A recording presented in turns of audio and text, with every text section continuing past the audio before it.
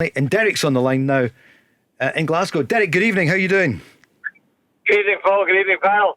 Do you think John Souttar is good enough to play for Rangers? Is he good enough? Well, Simon? I think he is.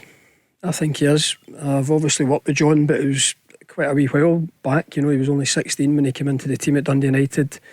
I thought he had the temperament back then. We played him in a semi-final against Celtic at Hampden, and you just sometimes recognise bits in players that they can handle it, you know, or they can fold. And John was very much one of those ones that could handle it. He's had his troubles in terms of injury. He got his move to Hearts. I think it was his Achilles, and then did the exact same injury again not long after coming back, which is an absolute nightmare for a young player trying to establish himself. But he's got himself into the Scotland squad, and I think if he keeps himself fit, I think he'll be a big player for Rangers over the next few years. Derek, you're always intriguing. What's your point, caller, about him, about John Souttar?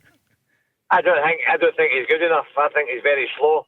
I thought when we played him, he was caught out of position for one of the goals, and I don't think he's good enough to play for Rangers.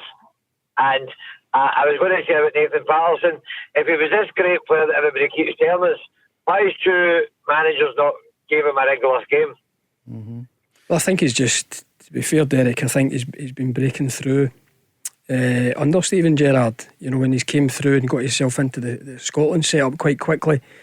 I don't think if you asked Gerrard or even Gio, you know, I don't think they would say he wasn't good enough.